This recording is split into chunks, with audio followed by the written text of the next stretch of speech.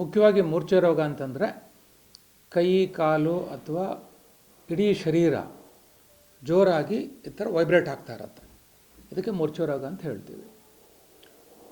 ಮೂರ್ಛೆ ರೋಗ ಬರಲಿಕ್ಕೆ ನಾನಾ ಕಾರಣ ಇದೆ. Mainly something to do with the brain ಒಳಗಡೆ ಏನೊಂದು ತೊಂದರೆ ಇದ್ದರೆ, ಈಗ ನಮ್ಮದು ಕರೆಂಟ್ ಸ್ಪಾರ್ಕ್ ಆಗುತ್ತಲ್ವ, ಸ್ಪಾರ್ಕ್ ಥರ brain is full of wires. It is just like computer, full of wires. ಎಲ್ಲೇ ಏನಾದರೂ ಸ್ಪಾರ್ಕ್ ಆಯಿತು ಅಂದರೆ ಫಿಟ್ಸ್ ಬರುತ್ತೆ. ಈ ಸ್ಪಾರ್ಕ್ ಯಾವ ಕಾರಣಕ್ಕಾಗತ್ತೆ, ಹೇಗೇಗಾಗತ್ತೆ? ಒಂದು ಅನುವಂಶೀಯತೆ, ಮನೇಲಿ ಯಾರಿಗೋ ಅಪ್ಪ ಅಮ್ಮ ತಾತ ಯಾರಿಗೋ ಇತ್ತು, ಅದು ಹಾಗೆ ಕ್ಯಾರಿ ಫಾರ್ವರ್ಡ್ ಆಗುತ್ತೆ ಮಕ್ಕಳಿಗೆ. This is number 1. Number 2, previous injuries, head injury ಆಗಿರುತ್ತೆ, ಬ್ಲಡ್ ಕ್ಲಾಟ್ ಆಗಿರುತ್ತೆ ಯಾವಾಗಲೂ, ಅಥವಾ ಫ್ರೆಶ್ ಆದರೂ ಆಗ್ಬೋದು, ಓಲ್ಡ್ ಆದರೂ ಆಗ್ಬೋದು. ಕ್ಲಾಟ್ ಏನಿರುತ್ತೆ ಅದು ಬ್ರೈನ್ ಇರಿಟೇಟ್ ಮಾಡ್ತಾ ಇರುತ್ತೆ, ಫಿಟ್ಸ್ ಬರುತ್ತೆ. Brain tumours, variety of tumours, ನಾನಾ ಥರದ ಟ್ಯೂಮರ್ಸ್ ಇರುತ್ತೆ, ಟ್ಯೂಮರ್ಸಿಂದ ಬರ್ಬೋದು. ಮತ್ತು ಜಂತುಹುಳುಗಳು ಹೋಗಿ ನಮ್ಮ ಶರೀರದಲ್ಲಿ, ಎಸ್ಪೆಷಲಿ ಸರಿಯಾಗಿ ಕುಕ್ ಮಾಡದೇ ಇರೋವಂಥ ಮಾಂಸದಲ್ಲಿ, very common in non veg eaters, ಸರಿಯಾಗಿ ಕುಕ್ ಮಾಡಿಲ್ಲ ಮಾಂಸಕೊಂಡು ಒಳಗಡೆ ಎಲ್ಲ ಮರಿ ಮತ್ತು ಮೊಟ್ಟೆ ಸೇರಿಕೊಂಡಿರುತ್ತೆ. ಅದು ಶರೀರಕ್ಕೆ ಹೋಗಿ ಎಲ್ಲ ಕಡೆ ಹರಿದು ಬ್ರೈನ್ಗೂ ಹೋಗುತ್ತೆ, ಬ್ರೈನೆಲ್ಲ ಮೊಟ್ಟೆ ಹಾಕ್ಕೊಳ್ಳುತ್ತೆ, ಅದರಿಂದ ಬರುತ್ತೆ. ಮತ್ತು ಓಲ್ಡ್ ಏಜಲ್ಲಿ ಏನಾದರೂ ಬ್ಲೀಡಿಂಗ್ ಆದರೆ, ತುಂಬ BP ಜಾಸ್ತಿ ಆದರೆ ಅದಕ್ಕೂ ಫಿಟ್ಸ್ ಬರೋಂಗೆ ಆಗುತ್ತೆ. ಇದು ಫಿಟ್ಸ್ ಬರಲಿಕ್ಕೆ ಕಾರಣಗಳು. ಲಕ್ಷಣ ಹೇಗಿರುತ್ತೆ? It can be simple, it can be major epilepsy. Simple ಆಯಿತು, ಬರೀ ಕಣ್ಣಾಗಲಿ ಫಿಂಗರ್ ಆಗಲಿ ಕಾಲಾಗಲಿ ಯಾವುದೋ ಒಂದು ಮಾಂಸಖಂಡ ಒಡ್ಕೊಳ್ಳುತ್ತೆ. ಮೇಜರ್ ಫಿಟ್ಸ್, ಮೇಜರ್ ಎಪಿಲೆಪ್ಸಿ, ನೀವು ರೋಡಲ್ಲಿ ಬಿದ್ದು ನೋಡಿರ್ಬೋದು, ಜೋರಾಗಿ ಬಿದ್ದು ಒದ್ದಾಡ್ತಾ ಇರ್ತಾರೆ. This is major epilepsy. ಸುಮಾರು ಜನಕ್ಕೆ ಹಾಸ್ಪಿಟಲ್ ಬರಲಿಕ್ಕೆ ದೂರ ಆಗ್ಬೋದು. ನೀವು ಫಸ್ಟ್ ಏಡ್ ಏನು ಮಾಡಬೇಕು? ರೋಡಲ್ಲೇ ಆಗಲಿ ಮನೆಯಲ್ಲೇ ಆಗಲಿ ಎಲ್ಲೇ ಆಗಲಿ ಏನು ಮಾಡ್ಬೋದು ನೀವು ಆ್ಯಸ್ ಎ ಕಾಮನ್ ಮ್ಯಾನ್ ಏನು ಮಾಡ್ಬೋದು? ಫಸ್ಟ್ ಆ್ಯಂಡ್ ಫಾರ್ಮೋಸ್ಟ್ ಇಮ್ಮಿಡಿಯೇಟಾಗಿ ಪೇಷಂಟ್ನ ಒಂದು ಸೈಡಿಗೆ ತಿರುಗಿಸಿ, ಎಡಗಡೆ ಬಲಗಡೆ ಯಾವುದನ್ನು ಹಾಕ್ಕೊಳ್ಳಿ.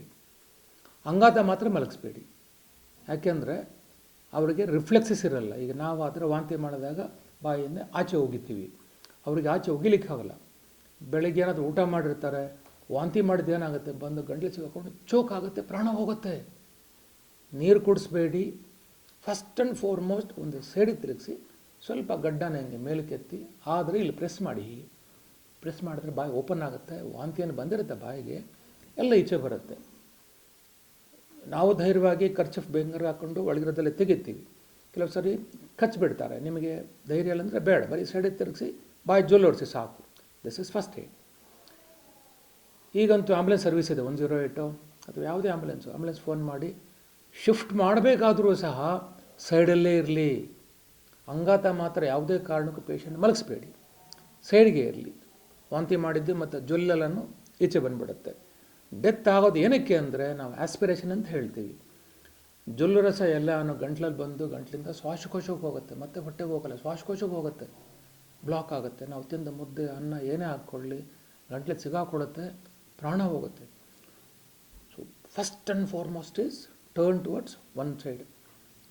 ನೀವು ಕಬ್ಬಿಣ ಕುಡಿ ಬಿಡಿ, ಅದು ಉಪಯೋಗ ಬರಲ್ಲ, ನಿಮ್ಮಿಷ್ಟ, ಕೊಡಿದ್ರೆ ಕೊಡ್ಬೋದು, ಇಟ್ಸ್ ಯುವರ್ ಚಾಯ್ಸ್. ಯಾವುದೇ ಕಾರಣಕ್ಕೂ ನೀರು ಮಾತ್ರ ಕುಡಿಸ್ಬೇಡಿ. This is second. ನಾವು ಹಾಸ್ಪಿಟ್ಲಿಗೆ ಬಂದ ತಕ್ಷಣ ನೋಡ್ತೀವಿ, ಥ್ರೋಟೆಲ್ಲ ನೊರೆ ಇದ್ದರೆ ಸಕ್ ಮಾಡ್ತೀವಿ, ಮತ್ತು ಏನಾದ್ರು ಸಿಕ್ಕಾಕ್ಕೊಂಡಿದ್ರೆ ಈಚೆ ತೆಗಿತೀವಿ. ಉಸಿರಳಿಕ್ಕೆ ಕಷ್ಟ ಆದರೆ ನಾವು ಇಂಟ್ಯೂಬೇಷನ್ ಅಂತ ಹೇಳ್ತೀವಿ. ಶ್ವಾಸಕೋಶಕ್ಕೆ ಒಂದು ಟ್ಯೂಬ್ ಹಾಕಿ ವೆಂಟಿಲೇಟರ್ ಕರೆಕ್ಟ್ ಮಾಡ್ತೀವಿ, ವಾಸಿ ಆಗುತ್ತೆ. ಇನ್ವೆಸ್ಟಿಗೇಷನ್ಸ್ ಏನೆಲ್ಲ ಮಾಡಬೇಕು, ಈ ಕಾಯಿಲೆಗೆ ಏನೆಲ್ಲ ಮಾಡಬೇಕು? ಬ್ರೈನ್ ಸ್ಕ್ಯಾನ್, CT ಸ್ಕ್ಯಾನ್ ಆಗಲಿ, MRI ಸ್ಕ್ಯಾನ್ ಆಗಲಿ. ಏನಕ್ಕೆ ಅಂತಂದರೆ ಒಳಗಡೆ ಏನೋ ಗಡ್ಡೆ ಇದೆಯಾ, ಫ್ರೆಶ್ ಕ್ಲಾಟ್ ಇದೆಯಾ, ಅಥವಾ ಹಳೆ ಕ್ಲಾಟ್ ಏನಿದೆಯಾ, ಟ್ಯೂಮರ್ಸ್ ಇದೆಯಾ, ಅಥವಾ ಜಂತುಹುಳ ಏನಾದರೂ ಗಡ್ಡೆ ಏನಿದೆಯಾ, ಅದಕ್ಕೆ.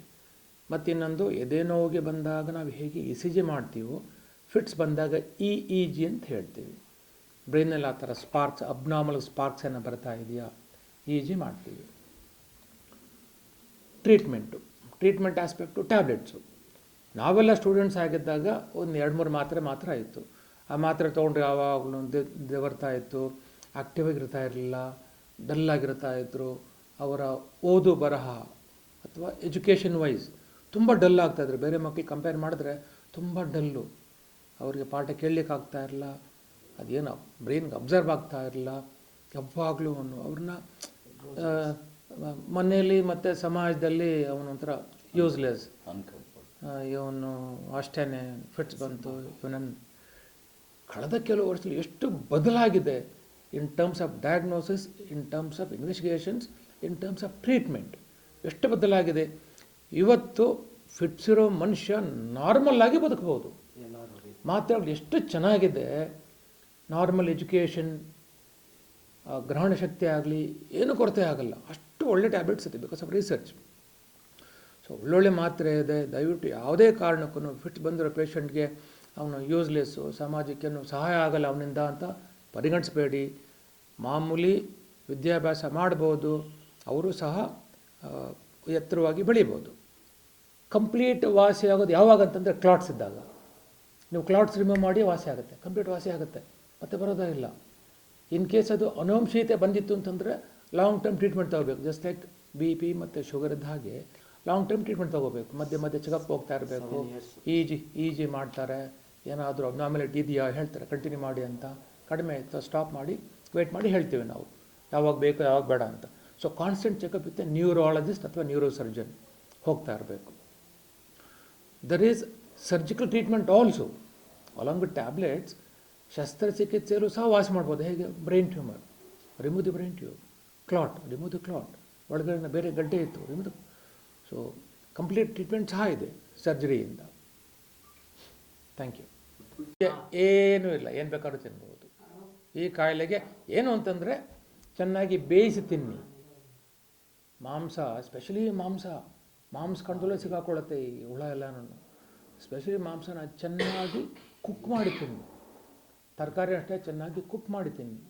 ಎಲ್ಲೋ ಗಲೀಜು ನೀರಲ್ಲಿ ತೊಳಿತಾರೆ, ಯಾವುದೋ ಚರಂಡಿನ ತೊಳಿತಾರೆ, ಯಾವುದೋ ಟೌನಲ್ಲಿ ಎಲ್ಲ ನೀರು ಸೇರಿಕೊಂಡು ಹೋಗ್ತಾ ಇರುತ್ತಲ್ಲ, ಆ ಗಲೀಜು ನೀರಲ್ಲಿ ತರಕಾರಿ ತೊಳಿತಾರೆ. ಆ ಥರ ಮಾಡ್ಬಾರ್ದು. ನೀವು ಮನೆಗೆ ತಂದ್ರೂ ಒಂದು 2-3 ಸಾರಿ ತರಕಾರಿ ಉಪ್ಪು ಹಾಕಿ ಕ್ರಿಮಿ ಎಲ್ಲ ಸಹಾಯ ಮಾಡಿಕೊಂಡು ಚೆನ್ನಾಗಿ ಕುಕ್ ಮಾಡ್ಕೊಂಡು ತಿನ್ನಿ. ಪಥ್ಯ ಅಂತ ಏನೂ ಇಲ್ಲ, ಏನು ಬೇಕಾದ್ರೂ ತಿನ್ಬೋದು.